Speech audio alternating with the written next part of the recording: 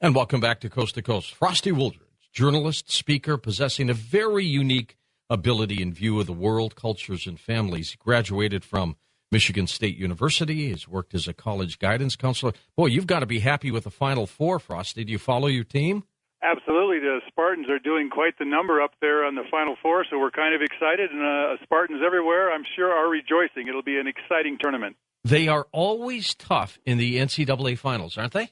They really are. You know, Izzo just gets out there and really creates a great deal of spirit, certainly discipline, and really expectations and excellence. If you look back at Magic Johnson and all those great years, I think Michigan State has really continued that winning attitude, and just great athletes go to Michigan State. I'm really proud of Michigan State and all the athletes there, so it's going to be a great tournament. Frosty, I want to take the hour and talk with you not only about population, but about this very sad story down near the Arizona-Mexican border, this very situation. This well-known rancher there apparently had been known to help all kinds of folks down there. He had a good heart. What happened? Well, he did have a good heart. Actually, I've met many of the ranchers down there in the last 5 years because I've traveled around the border for the last 4 out of 5 years. And unfortunately, it was Chris Egley, Bonnie and Bob Egley's son, who was a National Parks ranger down there at the National Park on the border. He was gunned down by an illegal alien drug smuggler. And as I've walked through that corridor with Border Patrolman John Slagle and several other Border Patrol officers, the real crisis is that the United States Congress and the last several presidents simply have not taken a stand. The Border Patrol is completely undermanned, and it's not able to function. And in fact, it's almost like there's a guiding hand not to function. And unfortunately, the former governor of the state, John Napolitano, never enforced any laws against illegal aliens. There's about 500,000 of them in the state of Arizona, as well as John McCain, the senator. I don't know if you remember, but John McCain signed, along with Teddy Kennedy back in '86, the amnesty, and they said this would never happen again. We're going to stand tall and stand strong on the borders. And unfortunately, John McCain has failed the people of not only Arizona, but also of the United States, because, you know, we have 20 million illegal aliens in this country, and they're moving and operating with immunity. And once again, Robert Krantz has died on the border because our Constitution and our Congress has violated its oath of office, and en masse have not really guarded our borders, and they're coming across by the thousands every night. I think the latest figures by the Border Patrol show about 500 to 700,000 coming across the borders every year, even in this downturn. Unbelievable. It's unbelievable. And so the great tragedy is Robert Krantz had to die and did die because our government officials are not enforcing the immigration laws in this country. And I want you to point that out, Frosty, because, you know, after the shows, all the time that you're on with me, providing incredible, valuable information, I always get a few emails from folks who simply think that you hate people, that you hate immigration. Spell that out. We're talking about illegal immigration here. That's correct. I would like everyone to appreciate the fact that I have never spoken out against legal immigration. I have always spoken out and written about illegal immigration. And I also know one thing. I've traveled around the planet on a bicycle well over 100,000 miles, almost 100 countries now in the last 35 years.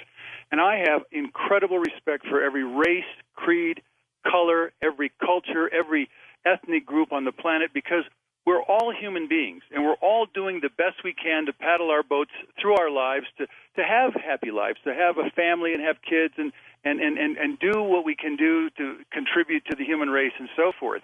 And so I love humanity. In fact, one of the reasons that I've dedicated my life to the overpopulation issue is because it's a human tragedy on a completely global scale.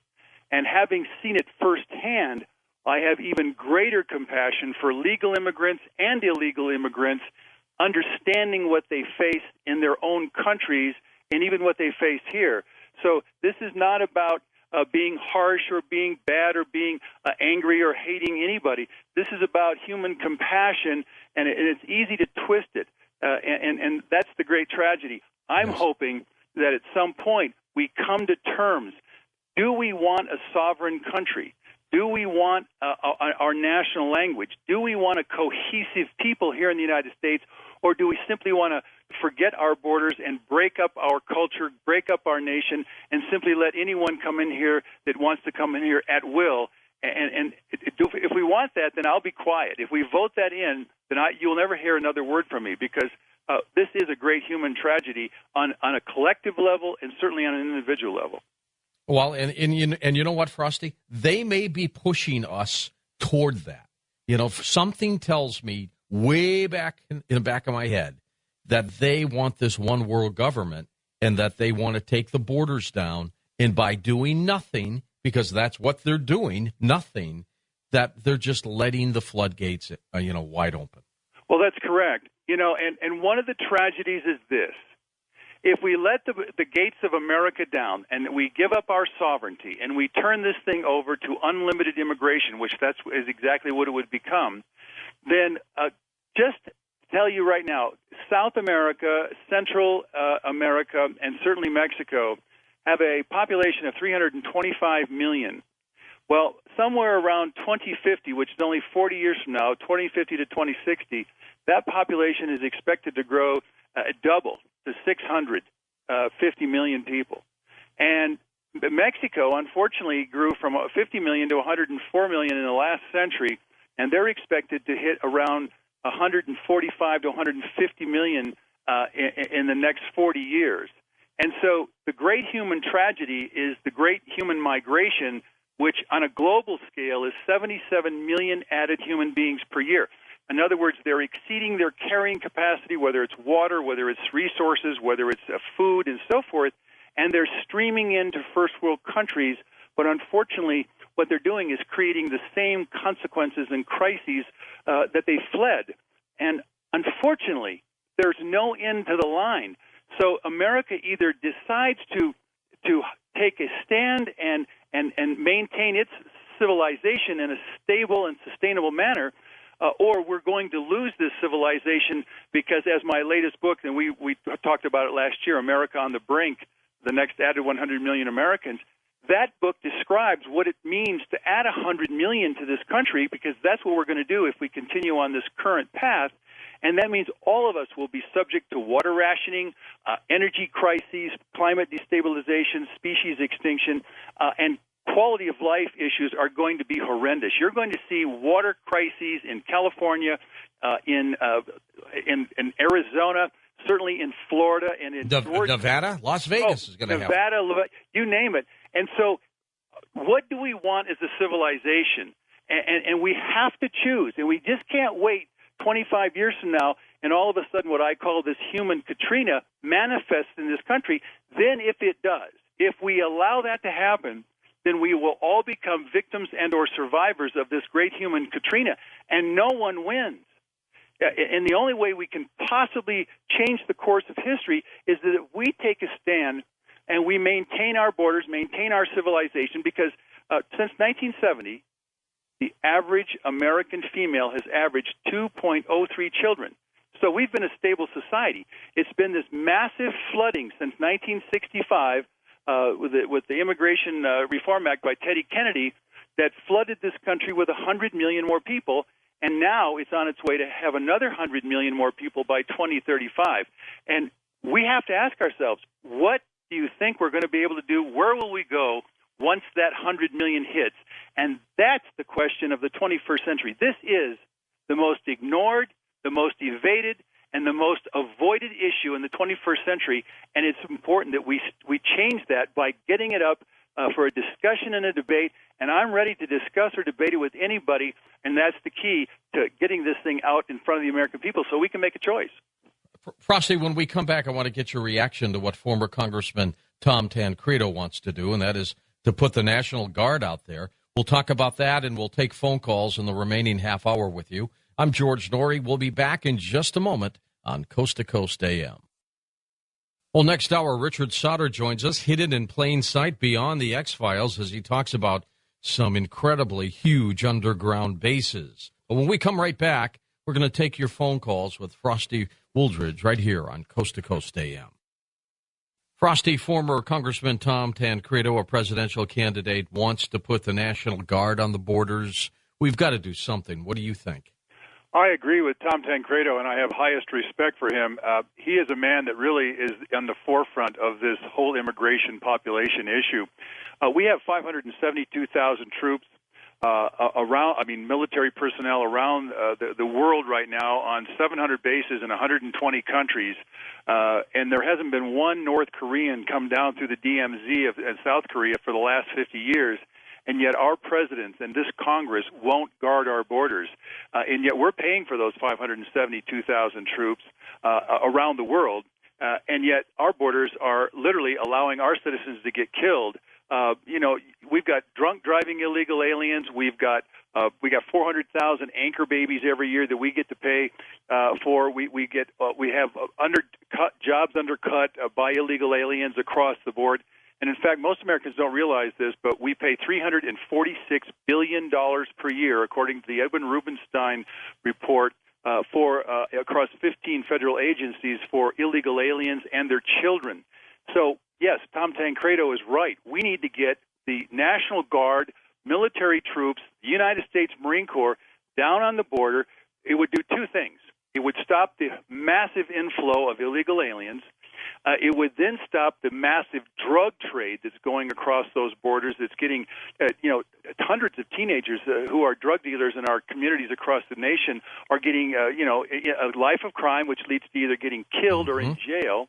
And so Tom Tancredo's right. We need to have the National Guard and military personnel from Brownsville, Texas, all the way to San Diego. It would stop the drug trade, stop the illegal alien trade, and then we could start to move our country forward in a sense, restore the rule of law and the U.S. Constitution. It's just that simple. I've always advocated too. We're not going to beat the war on drugs. Never. It's not going to happen. Not going to happen. I have proposed that we legalize it. Basically make it easy. If people want it, they can get it. So they don't have to rob people and kill people for money in order to go ahead and fix their drug habits. Because people who are going to use drugs, they're going to use them anyways, Frosty. That's correct. A lot of people think, oh, my God, everybody will become a drug addict if it's legal. No, not at all. I think you may have interviewed my brother Howard, COP.org.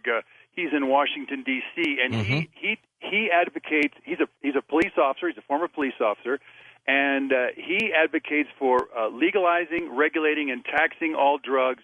And he speaks around the country. And the fact is, we need to do this because we have been fighting the war on drugs over $1 trillion for the last 39 years, and drugs are just as available now as they were back in 1971. It is farcical beyond belief that we have carried on the war on drugs for 39 years, and it has been an absolute, utter failure. 39 million Americans have gone to jail just because they were smoking a joint.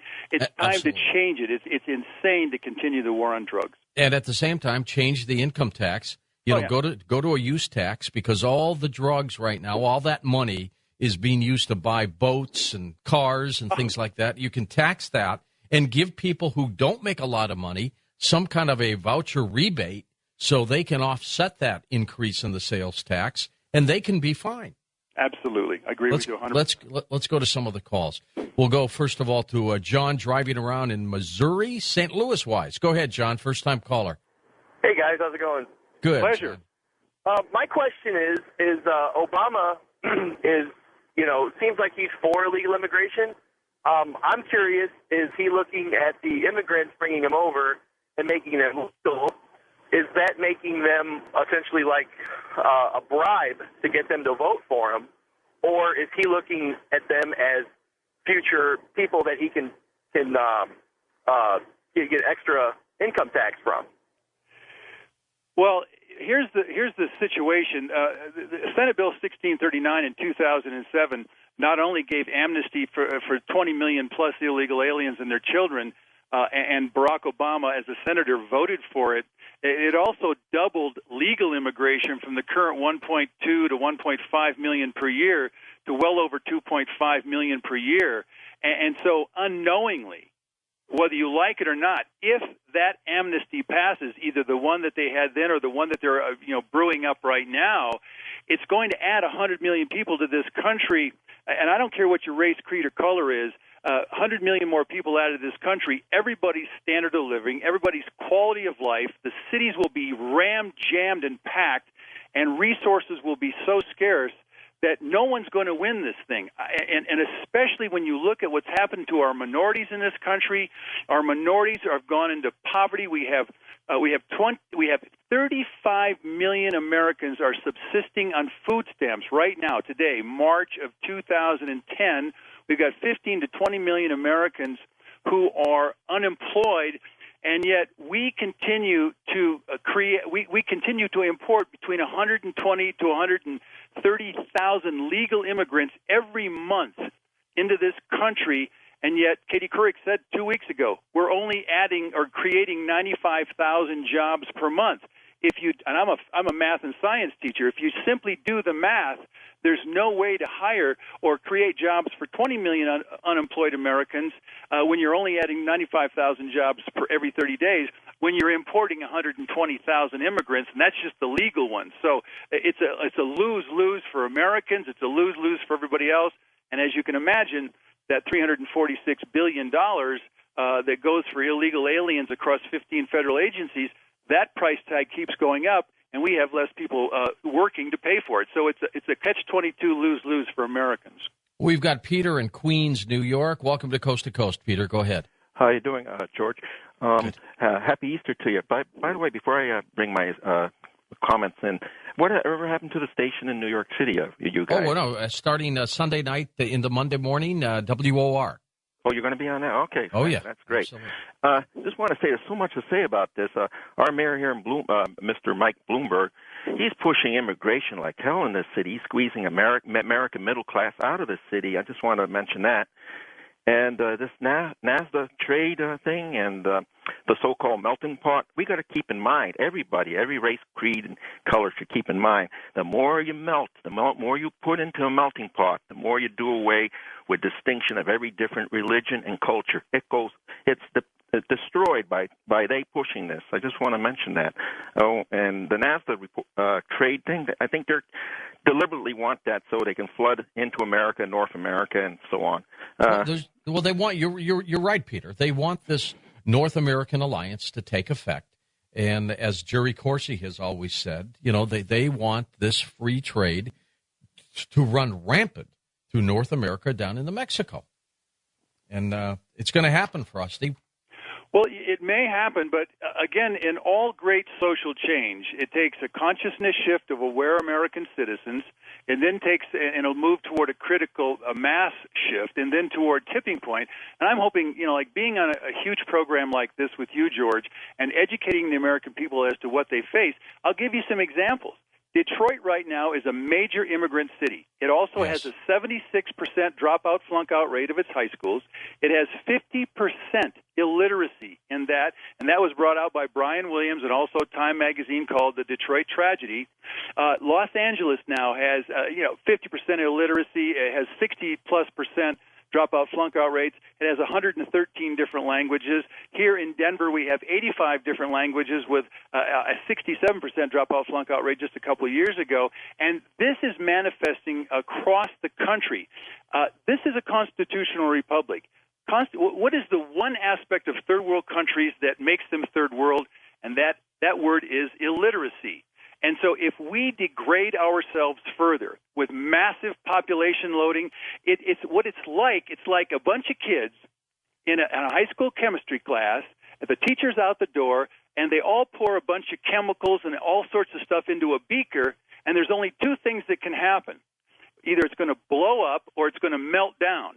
If we continue to infuse this country with cultures of illiteracy, if we can infuse it with all these different languages and customs, whether it's honor killings or female genital mutilation or arranged marriages or acid, you name it, then we're going to find ourselves into a polyglot nation at very tense odds with ourselves. You're already seeing it, but the worst part of it is is that we're losing our educational system, and a constitutional republic needs a highly educated population, or otherwise it will sink into the morass of illiteracy and poverty, and there's no way to get it out once it gets manifested. So that's what we're facing. What I have found to be so amazing, Frosty, is how, because of the situation with the economy and then this healthcare stuff, that everybody has seemed to have forgotten talking about illegal immigration. Well, they certainly have, because what we've pushed on now is everything is the health care. And you have all of these what I call ancillary activities that are not really getting down to the nitty-gritty. And again, they always push multiculturalism. Well, if you look at what's happening to this society, you couldn't possibly have multiculturalism in Saudi Arabia. But for some other reason, we seem to think that it's going to work here. Well, it's already not working, but it's going to be worse than not working when we start looking at water shortages. I'll give you an example. Sure. California adds 1,700 people per day, net gain. 600,000 per year, on its way to adding 20 million within the next 30 years. They don't have the water right now, and virtually all of that addition of sheer human numbers comes from immigration.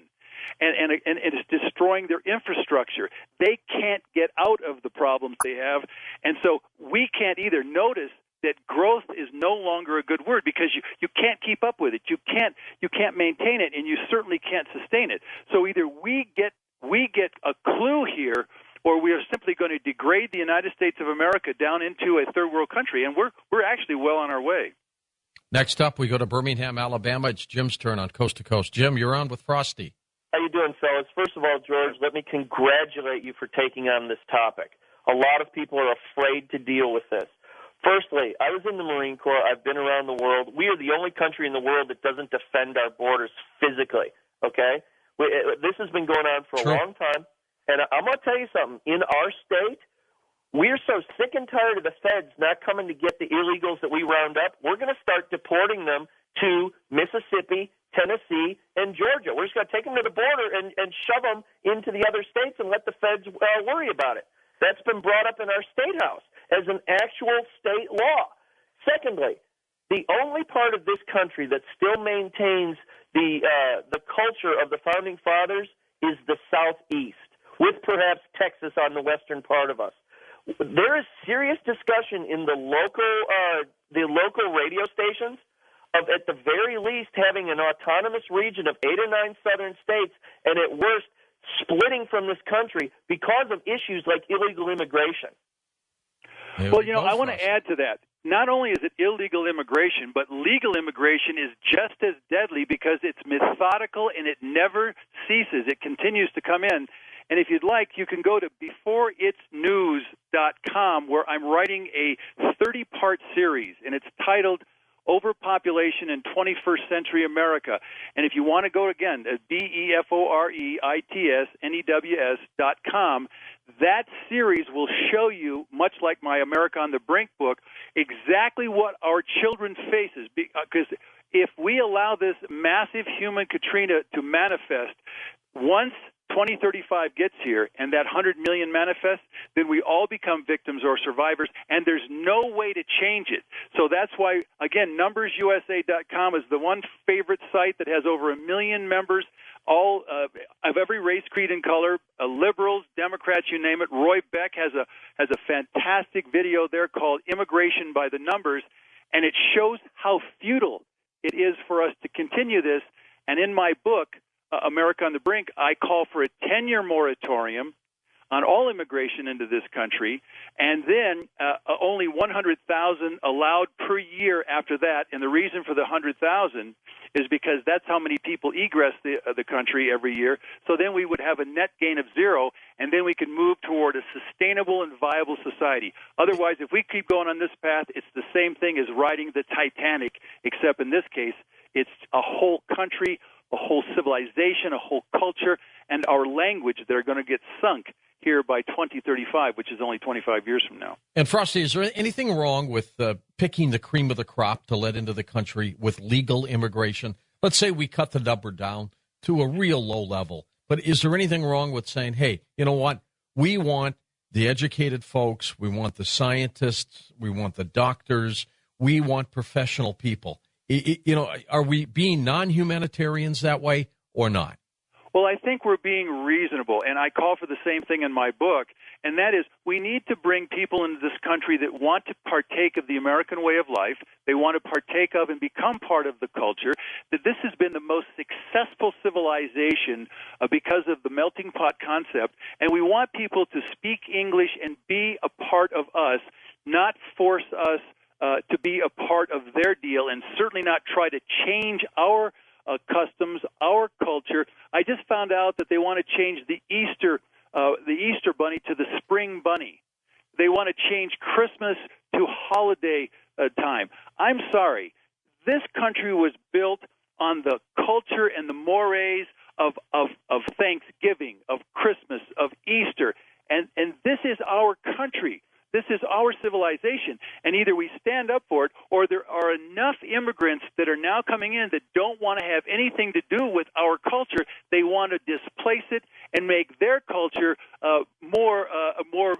literally more biased into the country than ours. That is not acceptable if we hope to keep our country, our culture, and our language.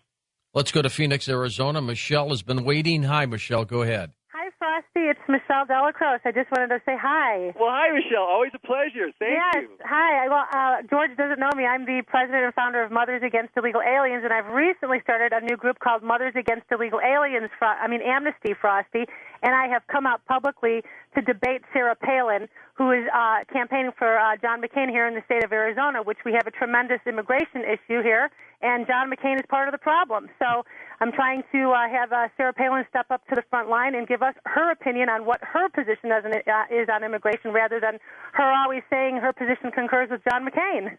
And Michelle, tell me now, Mothers Against Illegal Immigration, when was that formed? Well, it was originally Mothers Against Illegal Aliens, and that started back in 2005, going up until about last year, and I took a little break. Obviously, we didn't, immigration, and as Frosty would tell you, immigration wasn't a hot topic for the last year and a half. It was the presidential elections. But right now, and the death on the border, I think, really has sparked a firestorm right now, and it has livened up all of the groups, and you're going to start seeing all of us coming back again, because this rancher at the border is exactly what's been happening all along, and it's happened on John McCain's watch, and it actually happened on the same weekend him and Sarah Palin were pitching for his campaign. And if he was really a true man of character, which is what all his commercials here in Arizona say every 2 hours, then a true man of character would have made his way to the border to that rancher's home. That rancher is over a 100-year farm here in the state of Arizona and in the Farmers Hall of Fame for Arizona. That man's family's had that farm longer than John McCain has been a senator or even lived in the state of Arizona. Let me ask Frosty this. Frosty, I got 30 seconds. Is there any way that this rancher could have been killed by someone who wanted John McCain to look bad? No, there is so much. If you look at the border today, 17,000 Mexicans have died in the last 3 years with the drug wars. And Juarez and certainly in Tijuana and so forth. The kind of violence that's going on the border has to do with illegal immigration, and John McCain really has not served our country down there. I hope J.D. Hayworth is the next senator from Arizona. I'll support him because he stands up for the Constitution. We shall see, Frosty. Thanks again. We could have gone on 4 hours with just you alone.